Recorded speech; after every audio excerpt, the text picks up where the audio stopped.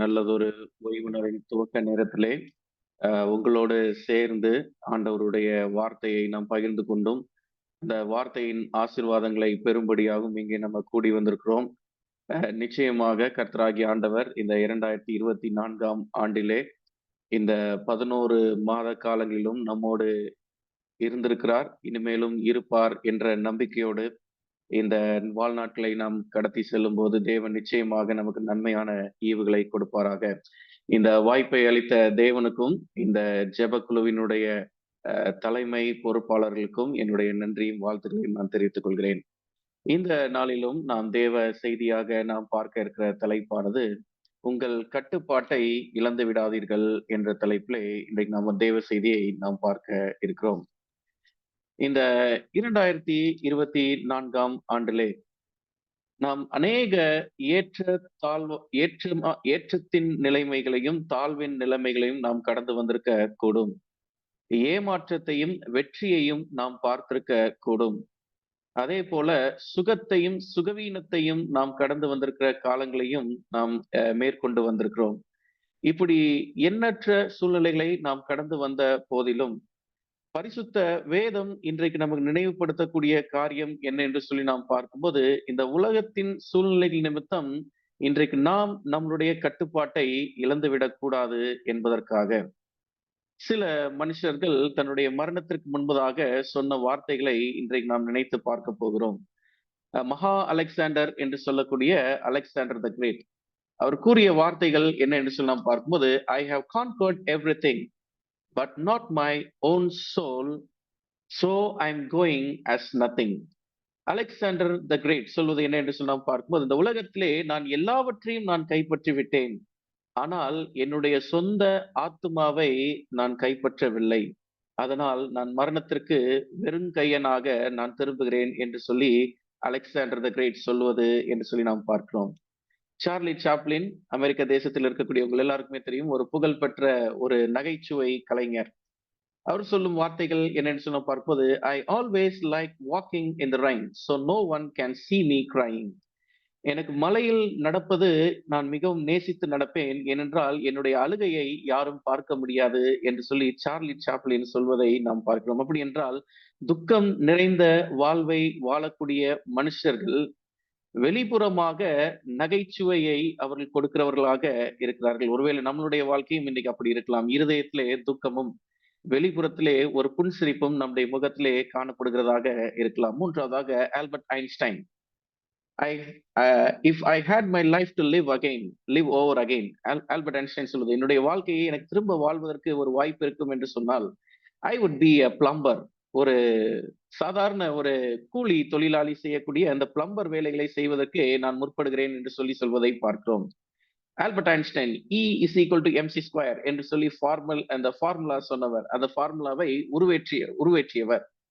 இவருடைய வாழ்க்கையிலும் பார்க்கும்போது அவருடைய கண்டுபிடிப்புகள், அவருடைய வெற்றிகள், இது எல்லாம் அந்த மனுஷனுடைய வாழ்க்கையை ஒரு நிலையான கட்டத்தில் வைத்ததா என்று சொல்லி நாம் பார்க்கும்போது இல்லை.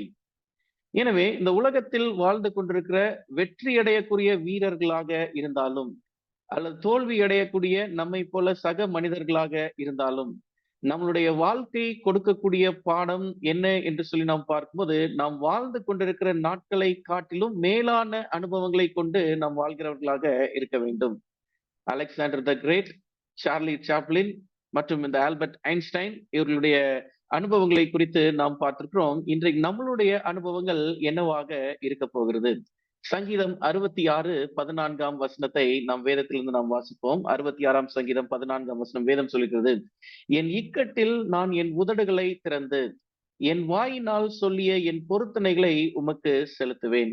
தேவனுக்கு பிரியமான விசுவாச பிள்ளைகளே, உங்கள் கட்டுப்பாட்டை இழந்து விடாதீர்கள் என்ற தலைப்பிலே இன்றைக்கு நாம் ஒரு சத்தியத்தை நாம் படிக்கும் போது, நம்மளுடைய இக்கட்டில் நம்மளுடைய உதடுகளை திறந்து ஆண்டவருக்கு செய்ய வேண்டிய பொருத்தனைகளை நாம் செய்வதற்கு நாம் ஒருபோதும் தவறக்கூடாது என்பதை நம் மனதில் வைத்திருக்கிறவர்களாக இருக்க வேண்டும். இன்னொரு வசனத்தையும் கூட நாம் பார்ப்போம். சங்கீதம் 48:14 வசனத்தை நாம் வேதத்திலிருந்து நாம் வாசிப்போம். வேதம் சொல்லியிருக்கிறது, இந்த தேவன் என்றென்றைக்கும் உள்ள சதா காலங்களிலும் நம்முடைய தேவன், மரண பரியந்தமும் அவர் நம்மை நடத்துவார். இது ஒரு பாடலினுடைய உற்சாகமான வரிகள். எனவே இந்த நாளிலும் இந்த 2 வசனங்களை நாம் ஆதாரமாக கொண்டு இதனால் செய்திக்குள்ளாக நாம் கடன் செல்ல இருக்கிறோம். தேவன் நமக்கு மரண பரியந்தமும் நம்முடைய தேவனாக இருக்கிறார். இக்கட்டுகளில் நம்மளுடைய சத்தத்தை கேட்கும் தேவனாக இருக்கிறார். இன்றைக்கு உங்களுடைய கட்டுப்பாட்டையும், என்னுடைய கட்டுப்பாட்டையும் நாம் இழந்து வாழக்கூடிய இந்த உலகத்திலே, இன்றைக்கு ஆண்டவர் நினைப்பூட்டக்கூடிய 3 முக்கிய அல்லது லகுவான பாடங்களை நாம் படிக்க இருக்கிறோம். முதலாவது பாடம் என்ன என்று சொல்லி நாம் பார்க்கும்போது, உங்களுடைய வாழ்க்கையில் நீங்கள் கட்டுப்பாட்டை இழக்கக்கூடாது என்று சொன்னால், முதல் பாடம் ஆண்டவர் கொடுப்பது என்ன என்று நாம் பார்க்கும்போது, தீர்வுகள் இல்லாமல் தேவன் பிரச்சனைகளை அனுபவிப்பது இல்லை. தீர்வுகள் இல்லாமல் தேவன் பிரச்சனைகளை அனுமதிப்பது இல்லை. இந்த நாளிலும் நாம் வேதத்திலிருந்து நாம் யோனாவின் புத்தகம் 1ஆம் அதிகாரத்திற்குள்ளாக நாம் கடந்து வரப்போகிறோம். யோனாவின் புத்தகம் 1ஆம் அதிகாரம் 14ஆம் வசனத்திலிருந்து நாம் பார்ப்போம். வேத வசனம் சொல்லக்கூடிய வார்த்தைகளை நாம் இங்கே பார்க்க போகிறோம். வேதம் சொல்லுகிறது, அப்பொழுது அவர்கள் கர்த்தரை நோக்கி கூப்பிட்டு, கர்த்தாவே, இந்த மனுஷனுடைய ஜீவனத்தின் நிமித்தம் எங்களை அழித்து போடாதேயும், குற்றமில்லாத இரத்த பலியை எங்கள் மேல் சுமத்தாதேயும், தேவரீர் கர்த்தர் உமக்கு சித்தமா இருக்கிறபடி செய்கிறீர் என்று சொல்லி யோனாவை எடுத்து சமுத்திரத்திலே போட்டு விட்டார்கள். சமுத்திரம் தம் மும்முரத்தை தம் மும்முரத்தை விட்டு அமர்ந்தது என்று நம் வேதத்திலே நாம் வாசிக்கிறோம். எனவே இந்த வேத வசனம் நம்ம சொல்லிக் கொடுப்பது என்னன்னு சொன்னா பார்ப்போம். இந்த யோனாவினுடைய அனுபவத்தை நாம் எல்லாருமே அறிந்திருக்கிறோம். இந்த யோனா தேவனால் ஒரு குறிப்பிட்ட நோக்கத்திற்காக, ஒரு ஊழிய திட்டத்திற்காக ஒரு கட்டுப்பாடோடு அனுப்பப்பட்டவன். இந்த கட்டுப்பாடை மீறின யோனாவினுடைய வாழ்க்கையில் என்ன நேர்ந்தது? இன்றைக்கு நாமும் தேவனுடைய கட்டுப்பாட்டிலிருந்து நாம் விலகி ஓடுவோம் என்று சொன்னால் நமக்கு என்ன நேரிடும்? ஆனாலும் சங்கீதம் 48:14 நாம் படித்தது போல, இந்த தேவன் நமக்கு மரண பரியந்தமும் நம்முடைய தேவனாக இருக்கிறபடியினாலே அவர் நமக்கு சோதனைகளை அனுமதிக்கிறவராக இருக்கிறார், பிரச்சனைகளை அனுமதிக்கிறவர்களாக இருக்கிறார். ஆனாலும் அந்த பிரச்சனையோடு கூட அவர் தீர்வையும் ஆண்டவர் முன்குறித்து வைக்கிறவராக இருக்கிறார். எனவே இந்த யோனாவுக்கு ஆண்டவர் கொடுத்த தீர்வு என்ன? தீர்வு இல்லாமல் தேவன் பிரச்சனைகளை அனுமதிப்பதில்லை என்று சொல்லி நாம் முதல் பாடத்தை நாம் படித்துக் கொண்டிருக்கிறோம். வேதம் சொல்லிருக்கிறது 16ஆம் வசனத்துல, யோனாவின் புத்தகம் 1ஆம் அதிகாரம் 16ஆம் வசனத்துல, அப்பொழுது அந்த மனுஷர் கர்த்தருக்கு மிகவும் பயந்து கர்த்தருக்கு பலியிட்டு பொருத்தனைகளை பண்ணினார்கள். யோனாவை விழுங்கும்படி ஒரு பெரிய மீனை கர்த்தர் ஆயத்தப்படுத்தி இருந்தார். எனவே தேவனாகிய கர்த்தர் அந்த பிரச்சனைக்கான தீர்வாக என்ன ஆயத்தப்படுத்திருக்கிறார் என்று சொன்ன பார்க்கும்போது, ஒரு பெரிய மீனை ஆண்டவர் ஆயத்தப்படுத்தியிருக்கிறார். தேவ ஜனமே, இந்த தொழுகை நேரத்திலே நம்முடைய வாழ்க்கையை நாம் நினைத்து பார்ப்போம். நாமும் இந்த உலகத்தில் யோனாவை போல சமுத்திரத்திலே தூக்கி எறியப்பட்டவர்களாக இருக்கிறோம். நம்மளுடைய பிரச்சனைகள் நம்மளை சமுத்திரம் போல சூழ்ந்திருக்கிறதாக இருக்கிறது. இந்த சமுத்திரத்திலே நிலை தடுமாறி நீந்தி கொண்டிருக்கிறவர்களாக நாம் இருக்கிறோம். தேவனாகிய கர்த்தர் அந்த பிரச்சனைகளுக்கான தீர்வாக ஒரு பெரிய மீனை நமக்காக ஆயத்தப்படுத்தி இருக்கிறார் என்பதுதான் வேதம் நமக்கு கற்றுக் கொடுக்கக்கூடிய முதலாவது பாடம். நாம் தேவனிடத்திலே கேட்க வேண்டியது என்ன என்று சொல்லி நாம் பார்க்கும்போது, ஆண்டவரே, என்னுடைய வாழ்க்கையில் பிரச்சனைகள் இருக்கிறது, கஷ்டங்கள் இருக்கிறது, இவை எல்லாவற்றையும் நான் கடந்து வருவதற்கான வழிகளை என்னுடைய கண்கள் பார்க்கும்படி என்னுடைய கண்களை நீர் திறக்க வேண்டும் என்று சொல்லி நாம் ஆண்டவரிடத்திலே நாம் கேட்க வேண்டும்.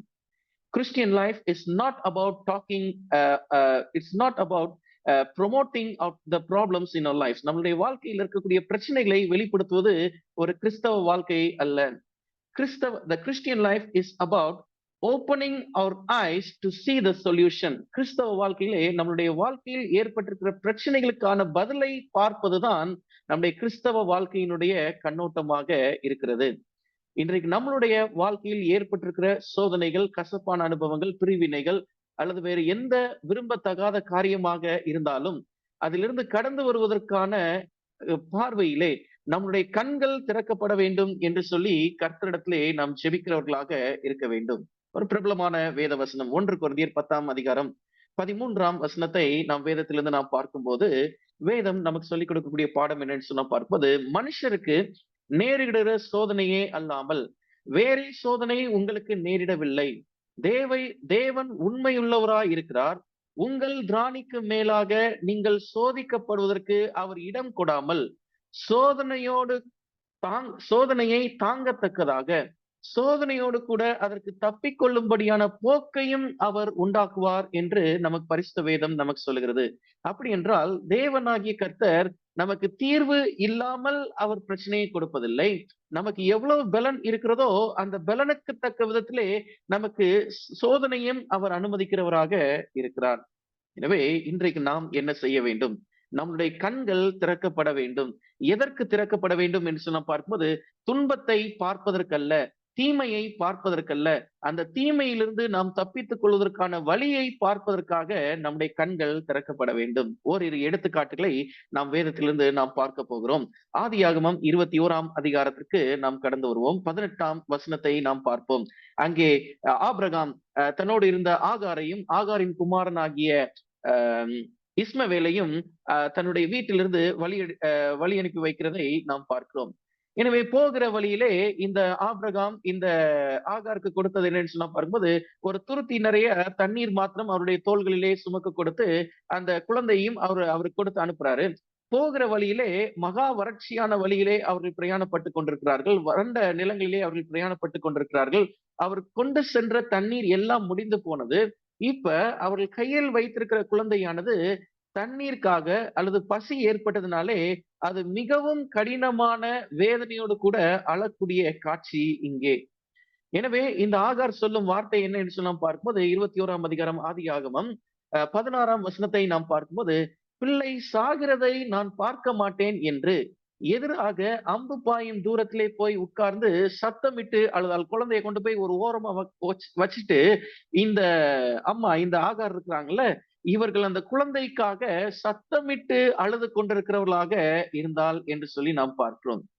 எனவே சத்தமிட்டு அழுது கொண்டிருந்த வேளையிலே ஆண்டவர் இந்த ஆகாருக்கு என்ன விதமான வெளிப்பாட்டை கொடுத்தார் என்று சொல்லி நாம் பார்க்கும்போது 18ஆம் வசனத்தை நாம் பார்ப்போம். வேதம் சொல்லிக்கிறது, நீ எழுந்து பிள்ளை எடுத்து அவனை உன் கையினால் பிடித்து கொண்டு போ, அவனை பெரிய ஜாதியாக்குவேன் என்றார். தேவன் அவளுடைய கண்களை திறந்தார். அப்பொழுது அவள் ஒரு தண்ணீர் துறவை கண்டு போய் துருத்தியிலே தண்ணீரை நிரப்பி பிள்ளைக்கு குடிக்க கொடுத்தாள் என்று நாம் பார்க்கிறோம். அப்படியானால் வேதம் நமக்கு சொல்லுவது, நாம் அழுது கொண்டே இருப்போம் என்று சொன்னால், அல்லது பிரச்சனையிலே இன்றைக்கு நாம் மூழ்கி போய் இருப்போம் என்று சொன்னால், தேவனிடத்திலே நாம் கேட்போம். நம்முடைய கண்கள் திறக்கப்படும் போது அதற்கான தீர்வு கிடைக்கும். இந்த அம்மா எந்த வனாந்திரத்துல உட்கார்ந்து அழுதாங்களோ அதே வனாந்திரத்துல தான் ஆண்டவர் ஒரு தீர்வையும் வைத்திருக்கிறார். நம் வாழ்க்கையிலே நாம் சந்தித்திருக்கிற எந்த கஷ்டத்திற்காக கர்த்தரிடத்திலே கண்ணீரை சிந்துகிறோமோ அந்த கஷ்டத்தில் தான் தேவனுடைய பதிலையும் அவர் வைத்திருக்கிறார் என்பது நாம் உணர்ந்து கொள்ள வேண்டிய இந்த முதலாவது பாடம். இன்னொரு எடுத்துக்காட்டை கூட நாம் பார்ப்போம். 2 ராஜாக்களின் புத்தகம் 6ஆம் அதிகாரத்துல, 2 ராஜாக்கள் 6வது அதிகாரம் 16ஆம் 17ஆம் வசனத்திலே பார்ப்போம். எலிசா என்ற தீர்க்கதரிசியோடு அவருடைய வேலைக்காரனாகிய கேயாசி, இந்த இருவர்களுக்கும் இடையே இந்த இருவரும் கடந்து சென்ற ஒரு சூழ்நிலை கீழாக ஒரு யுத்தத்தை சந்திக்க நேரிடுகிறது. அப்பொழுது இந்த தேவனுடைய மனுஷனான எலிசாவுடைய வேலைக்காரனாகிய இந்த கேயாசி இந்த எலிசாவிடத்திலே வந்து சொல்லும் வார்த்தை என்ன என்று சொல்லலாம் பார்க்கும்போது, ஆண்டவரே அல்லது தீர்க்கதரிசியே, இந்த இடத்துல பார்க்கும்போது நம்மை காட்டிலும் அதிகமான சேனை கூட்டம் வந்திருக்கிறது. அவருடைய குதிரை வீரர்களையும் குதிரை படைகளையும் படை வீரர்களையும் எண்ண முடியாத அளவிற்கு அவர்கள் திரள் கூட்டமாக சேர்ந்து வந்திருக்கிறார்கள் என்று சொல்லி இந்த கேயாசி அந்த எலிசாவிடத்திலே சொல்லக்கூடிய வார்த்தைகள். அப்போது அந்த எலிசா தீர்க்கதரிசி சொன்ன வார்த்தைகள் என்ன என்று சொன்னா பார்க்கும்போது, இந்த 2 ராஜாக்களின் புத்தகம் 6ஆம் அதிகாரம் 16ஆம் வசனத்தை பார்ப்போம். வேதம் சொல்லுகிறது, அதற்கு அவன், பயப்படாதே, அவர்களோடு இருப்பவர்களை பார்க்கிலும் நம்மோடு இருப்பவர்கள் அதிகம் என்றார். எனவே இன்றைக்கு நம்மளுடைய வாழ்க்கையிலே நாம் பார்ப்பது, நம்முடைய கண்களை திறந்து பார்க்க வேண்டும். திறந்து பார்க்கும்போது பிரச்சனைகள் அல்ல, சோதனைகள் அல்ல, அதிலிருந்து தப்பித்து போவதற்கான வழிகளை நாம் பார்க்க வேண்டிய அவசியத்திலே நாம் இருக்கிறோம். வேதம் சொல்லுகிறது, அவர்களோடு இருப்பவர்களை பார்க்கலும் நம்மோடு இருப்பவர்கள் அதிகம், நாம் பயப்பட வேண்டிய அவசியம் இல்ல. 17ஆம் வசனத்தை பார்ப்போம். அப்பொழுது எலிசா விண்ணப்பம் பண்ணி, கர்த்தாவே, இவன் பார்க்கும்படி இவன் கண்களை திறந்தருளும் என்றான். உடனே கர்த்தர் அந்த வேலைக்காரன் கண்களை திறந்தார். இதோ எலிசாவை சுற்றிலும் அக்கினிமயமான குதிரைகளாலும் ரதங்களாலும் அந்த மலை நிறைந்திருக்கிறதை அவன் கண்டான் என்று சொல்லி நாம் பார்க்கிறோம். எனவே நம் வாழ்க்கையிலே நாம் கடந்து வரக்கூடிய ஒவ்வொரு நிமிஷங்களிலும் இந்த உலகத்தில் இருக்கக்கூடிய எந்த மனுஷராக இருந்தாலும் சரி, நமக்கு கஷ்டங்கள் இருக்கிறது. அது ஆல்பர்ட் ஐன்ஸ்டைனாக இருந்தாலும் சரி, அலெக்சாண்டர் த கிரேட்டாக இருந்தாலும் சரி, சார்லி சாப்ளினாக நாம் இருந்தாலும் சரி, நம்முடைய வாழ்க்கையில் கஷ்டங்கள் இருக்கிறது. ஆனாலும் அந்த கஷ்டங்களை கடந்து வருவதற்கு நாம் பெற்றுக்கொள்கிற முதலாவது பாடம் என்ன என்று சொல்லி நாம் பார்க்கும்போது, தீர்வுகள் இல்லாமல் தேவன் பிரச்சனைகளை அனுமதிப்பது இல்லை. அந்த தீர்வு எங்கே இருக்கிறது என்று சொல்லி நாம் பார்க்கும்போது, அந்த பிரச்சனையில் தான் தீர்வுகள் இருக்கிறது. உங்களுடைய கண்களை திறந்து அந்த பிரச்சனைகளுக்கான தீர்வுகளை நாம் பார்க்க வேண்டிய அவசியத்திலே நாம் இருக்கிறோம். ஏசாயாவின் புத்தகம் 43ஆம் அதிகாரம் 19ஆம் வசனத்தை நாம் வாசித்து, நாம் அடுத்த பகுதிக்குள்ளாக நாம் கடந்து செல்லலாம். வேதம் சொல்லுகிறது, ஏசாயா 43ஆம் அதிகாரம் 19ஆம் வசனம் சொல்லுகிறது, இதோ நான் புதிய காரியத்தை செய்கிறேன். இப்பொழுதே அது தோன்றும். நீங்கள் அதை அறியீர்களா? எனவே வேதம் சொல்லுகிறது, தேவன் புதிய காரியத்தை செய்கிறார். அதை இப்பொழுதே தோன்றும். இப்பொழுது என்றால் என்ன அர்த்தம் என்று சொல்லி நாம் பார்க்கும்போது, நாம் எப்பொழுது இயேசு கிறிஸ்துவை விசுவாசிக்கிறோமோ, நாம் எப்பொழுது இயேசு கிறிஸ்துவினிடத்திலே தம்மை முழுவதுமாக ஒப்புக் கொடுக்கிறோமோ, அந்த சனம், அந்த பொழுதுதான் இப்பொழுதாக சொல்லப்படுகிறது. தேவன் புதிய காரியத்தை செய்கிறார். நாம் இயேசு கிறிஸ்துவை இப்பொழுதே ஏற்றுக்கொண்டால், இப்பொழுதே விசுவாசித்தால், இப்பொழுதே நம்மை அர்ப்பணித்தால், அது இன்றைக்கு இப்பொழுதே நமக்கு நடக்கிறதாக இருக்கும் என்பதை நாம் அறிந்திருக்க வேண்டும். 2வது பாடத்திற்குள்ளாக நாம் கடந்து செல்வோம். முதல் பாடத்தை பார்த்தோம். தீர்வு இல்லாமல் ஆண்டவர் பிரச்சனைகளை கொடுப்பதில்லை. இந்த யோனாவை தூக்கி அந்த கடல்ல போடுறதுனால பிரச்சனை தீர்வுக்கு வந்துருதா என்று சொல்லி நாம் பார்க்கும்போது, கப்பல்ல போனவங்களுக்கு பிரச்சனையில இருந்து தீர்வு வந்தது. வேதம் சொல்லியிருக்கிறது, அந்த யோனாவின் புத்தகம் 1ஆம் அதிகாரம் 16ஆம் வசனத்திலே நாம் வாசிக்கிறோம். அவளை தூக்கி அந்த யோனாவை தூக்கி கடலில் போட்டது பிற்பாடு, அந்த கடல் அதனுடைய மும்முரத்தை விட்டு அமர்ந்தது என்று சொல்லி நம்ம வேதத்திலே பார்த்தோம். சரி, யோனாவுக்கு என்ன தீர்வு வச்சிருக்கிறார் ஆண்டவரு? ஒரு மீனை ஆயத்தப்படுத்தி வைத்திருக்கிறார். சரி, இப்ப 2வது பாடத்தை நம்ம படிக்க போறோம். யோனாவின் புத்தகத்திற்குள்ளாக நம்ம கடந்து போவோம். 1ஆம் அதிகாரம் 5வது வசனத்தை நாம் பார்ப்போம். வேதம் சொல்லுகிறது, அப்பொழுது கப்பற்காரர் பயந்து அவனவன் தன் தன் தேவனை நோக்கி வேண்டுதல் செய்து பாரத்தை லேசாக்கும்படிக்கு கப்பலில் இருக்கிற சரக்குகளை சமுத்திரத்தில் எரிந்து விட்டார்கள். யோனாவோ வென்றால் கப்பலின் கீழ்த்தட்டிலே இறங்கி போய் படுத்துக்கொண்டு அயர்ந்த நித்திரை பண்ணினான் என்று சொல்லி நாம் பார்க்கிறோம். 2வது பாடம் என்ன என்று சொல்லி நாம் பார்க்கும்போது, இழப்புகள் இல்லாமல் உலகத்தில் இன்பம் இல்லை. இந்த உலகத்துல நல்லா வாழணும்னு சொல்லி நினைச்சோம்னா, இழப்புகளை நாம் சந்திக்க வேண்டிய அவசியம் இருக்கிறது. இந்த உலகத்தினுடைய நடைமுறையை நாம் பார்ப்போம். சில சூழ்நிலைகளிலே நம்முடைய குடும்பத்தின் சந்தோஷங்களை நாம் பாதுகாக்க வேண்டும் என்று சொன்னால், நம்முடைய குடும்பத்திற்கு எதிராக தீவினை செய்யக்கூடிய தீய உறவுகளை நாம் இழப்பதுல எந்த விதமான தவறும் இல்லை. இன்னொரு புறத்திலே, பரலோகத்திற்கு நாம் போய் சேரும் பாதையிலே நமக்கு இடரல் உண்டாக்கும் நண்பர்களோ, நமக்கு இடரல் உண்டாக்கக்கூடிய காரியங்கள், அசுத்தமான சிந்தனைகள், இதெல்லாம் நம்முடைய மனதில் இருக்கும் என்று சொன்னால், இதை இழப்பது எந்த விதமான சூழ்நிலையிலும் தீமையே கிடையாது. இழப்பதெல்லாம் நன்மையில் நமக்கு முடிகிறதாக இருக்கும்.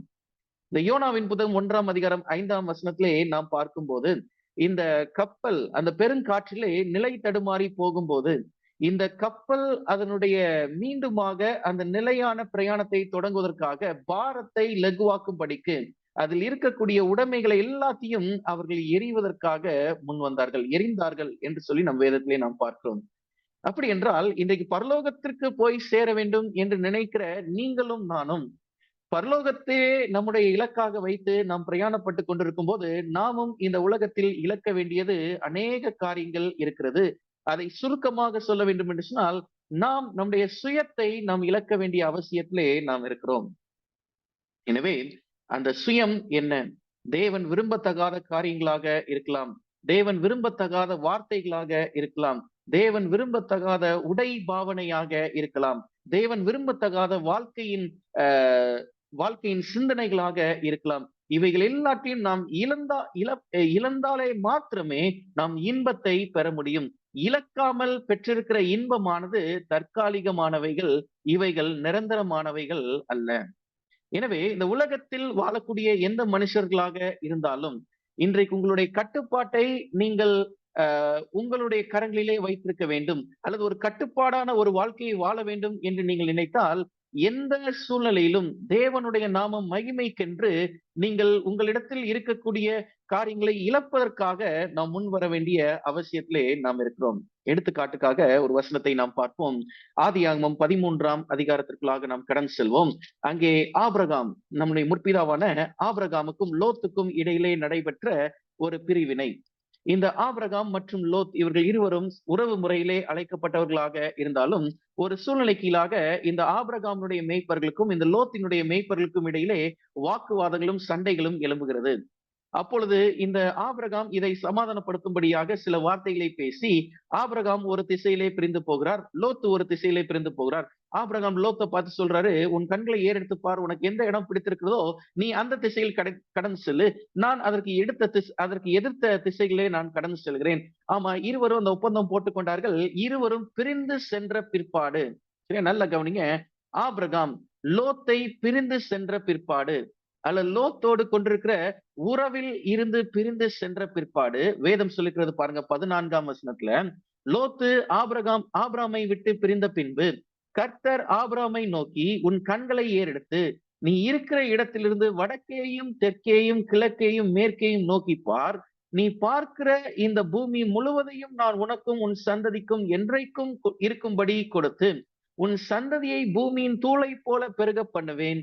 ஒருவன் பூமியின் தூளை எண்ணக்கூடுமானால் உன் சந்ததியும் எண்ணப்படும் என்று சொல்லி நாம் வேதத்திலே நாம் பார்க்கிறோம். சரி, என்ன காரியம் இங்கே நமக்கு விளங்குகிறது என்று நாம் பார்க்கும்போது, எப்ப ஆபிரகாம் இந்த லோத்தோடு இருக்கக்கூடிய உறவை இழந்தாரோ, அல்லது லோத்திடத்திலிருந்து எப்ப பிரிந்து வந்தாரோ, அப்பதான் தேவன் இந்த ஆபிரகாமுக்கான எதிர்காலத்திற்கான ஆசீர்வாதத்தை ஆண்டவர் அங்கே கூறுகிறார்.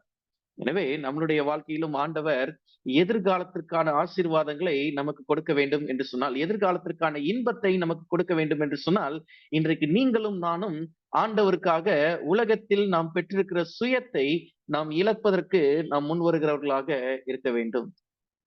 பிலிப்பியரின் நிருபம் 3ஆம் அதிகாரம் 7ஆம் 8ஆம் வசனத்தை நாம் பார்ப்போம். அப்போஸ்தலனாகிய பவுல் இங்கே சொல்லக்கூடிய வார்த்தைகள். பிலிப்பியரின் நிருபம் 3ஆம் அதிகாரம் 7வது 8வது வசனத்தை நாம் பார்ப்போம். வேதம் சொல்லுகிறது, ஆகிலும் எனக்கு லாபமாய் இருக்கிறவைகள் எவைகளோ அவைகளை கிறிஸ்துவுக்காக நஷ்டம் என்று எண்ணினேன். அது மாத்திரமல்ல, என் கர்த்தராகிய கிறிஸ்து இயேசுவை அறிகிற அறிவின் மேன்மைக்காக எல்லாவற்றையும் நஷ்டம் என்று எண்ணிக்கொண்டிருக்கிறேன்.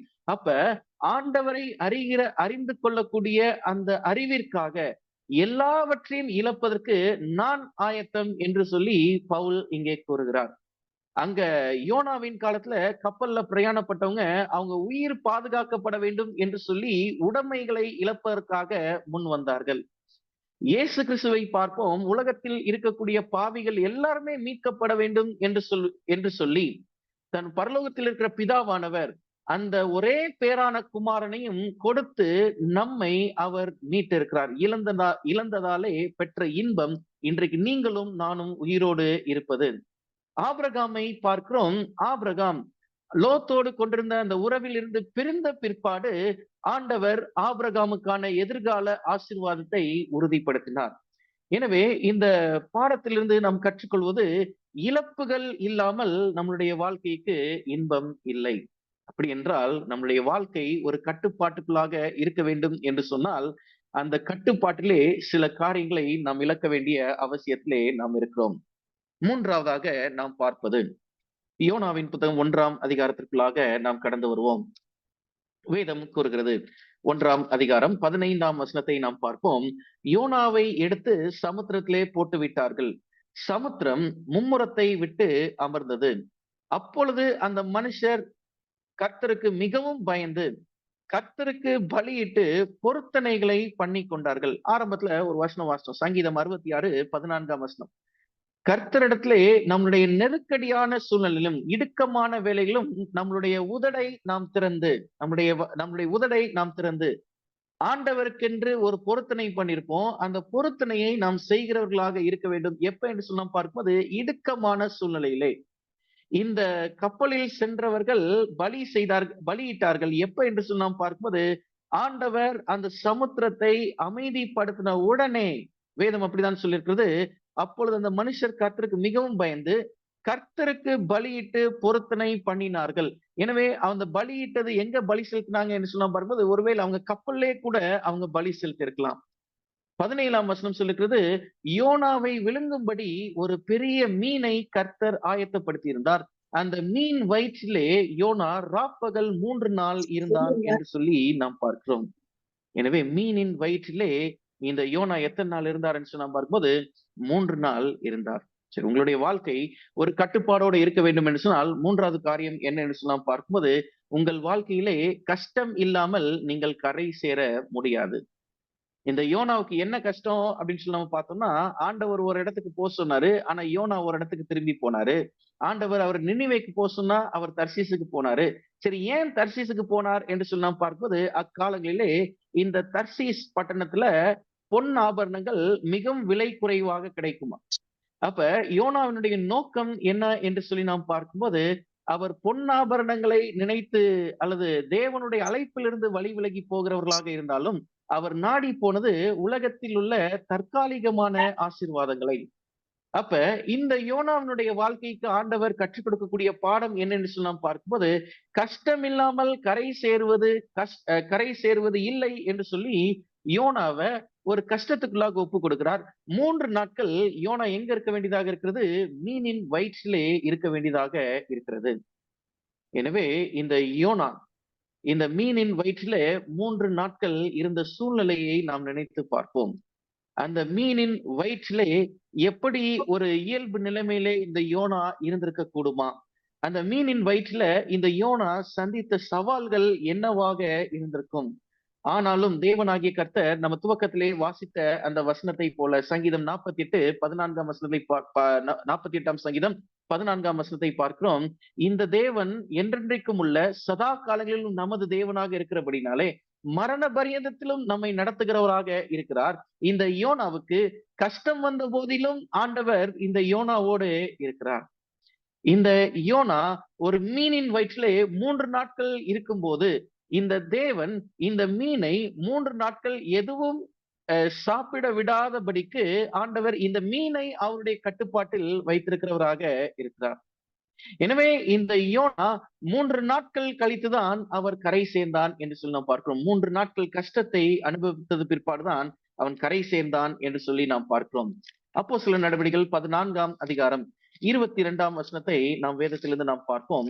வேதம் சொல்கிறது, அப்போஸ்தலர் 14:22 நாம் பார்க்கும்போது, சீஷருடைய மனதை திடப்படுத்தி விசுவாசத்திலே நிலைத்திருக்கும்படி அவர்களுக்கு புத்தி சொல்லி, நாம் அநேக உபத்திரவங்களில் வழியாய் தேவனுடைய ராஜ்யத்தில் பிரவேசிக்க வேண்டும் என்று சொன்னார்கள். எனவே பரலோகத்திற்கு போக வேண்டும் என்று ஆவலோடு ஆயத்தப்பட்டுக் கொண்டிருக்கிற ஒவ்வொரு விசுவாச பிள்ளைகளுக்கும் ஆண்டவர் கொடுக்கக்கூடிய பாடம், நீங்கள் பரலோகத்திற்கு போக வேண்டும் என்று விரும்பினால் அநேக உபத்திரவத்தை நீங்கள் கடந்து செல்ல வேண்டிய அவசியமாக இருக்கிறது. அநேக கஷ்டங்களை நாம் சகிக்க வேண்டிய அவசியமாக இருக்கிறது. அந்த கஷ்டங்கள் நமக்கு ஏற்படும் போது நாம் என்ன செய்ய வேண்டும்? ஒரே ஒரு வசனத்தை நாம் வாசித்து நாம் நிறைவு செய்வோம். வெளிப்படுத்தின விசேஷம் 2வது அதிகாரம் 10வது வசனத்தை நாம் வேதத்திலிருந்து நாம் பார்ப்போம். வெளிப்படுத்தின விசேஷம் 2வது அதிகாரம் 10வது வசனத்தை பார்ப்போம். வேதம் சொல்லுகிறது, நீ படப்போகிற பாடுகளை குறித்து எவ்வளவும் பயப்படாதே. இதோ நீங்கள் சோதிக்கப்படும் பொருட்டாக பிசாசானவன் உங்களில் சிலரை காவலில் போடுவான். 10 நாள் உபத்திரவப்படுவீர்கள். ஆகிலும் நீ மரண பரியந்தமும் உண்மையாயிரு, அப்பொழுது ஜீவ கிரீடத்தை உனக்கு தருவேன். கஷ்டம் வரும், அதிலிருந்து ஜெயிப்பதற்கு நாம் என்ன செய்ய வேண்டும் என்று சொல்லி நாம் பார்க்கும்போது, மரண பரியந்தமும் நாம் கிறிஸ்துவுக்காக உண்மையுள்ளவர்களாக இருக்க வேண்டும். தேவ ஜனமே, உங்கள் வாழ்க்கை ஒருவேளை இந்த வருஷத்திலே துவங்கின நாளை போல இல்லாமல் உங்களுடைய கட்டுப்பாட்டை மீறி கடந்து சென்ற நாட்களாக இருக்கும் என்று சொன்னால், இதோ இன்றைக்கு ஆண்டவர் நினைவுபடுத்துவது, உங்கள் கட்டுப்பாட்டை நீங்கள் இழந்து விடாதீர்கள். அதை இழக்காமல் இருப்பதற்கு நம்முடைய கண்களை நாம் திறந்து பார்க்க வேண்டும். தேவன் தீர்வுகள் இல்லாமல் பிரச்சனைகளை நமக்கு அனுமதிப்பது இல்லை. இழப்புகள் இல்லாமல் தேவன் நமக்கு இன்பத்தை கொடுப்பதில்லை. கஷ்டம் இல்லாமல் நாம் கரை சேருவதும் இல்லை. யோனா 3 நாட்கள் கஷ்டத்தை சந்தித்த பிற்பாடு அந்த 2ஆம் அதிகாரத்திலே வாசிக்கிறோம், யோனா தன்னுடைய கண்களை ஏறெடுத்து தேவனிடத்திலே வேண்டிக் கொண்ட பிற்பாடு 3 நாள் கழித்து அந்த மீன் யோனாவை கரையிலே கக்கினது என்று சொல்லி நாம் வாசிக்கின்றோம். தேவ ஜனமே, இந்த உலகத்தில் வாழ்ந்து கொண்டிருக்கிற நாட்கள் தற்காலிகமானவைகள். இவைகள் கொடுக்கக்கூடிய சந்தோஷம் அற்பமான சந்தோஷம். ஆனால் பரலோகத்திற்கு என்று ஆயத்தப்படுகிற நீங்களும் நானும் அநேக உபத்திரவத்தின் வழியாக தேவனுடைய ராஜ்யத்திற்குள்ளாக நாம் கடந்து செல்ல வேண்டும். ஆகிலும் நாம் மரண பரியந்தமும் நாம் உண்மையுள்ளவர்களாக இருக்க வேண்டும். ஏனென்றால் அவர் மரண பரியந்தமும் அவர் நம்முடைய தேவனாக இருக்கிறார். சதா காலங்களிலும் நம்மை வழிநடத்துகிற தேவனாக இருக்கிறார். அப்படிப்பட்ட தேவனிடத்திலே நாம் நெருங்கி இருப்போம். அவர் நம்மை கட்டுப்படுத்துவாராக. ஆமென்.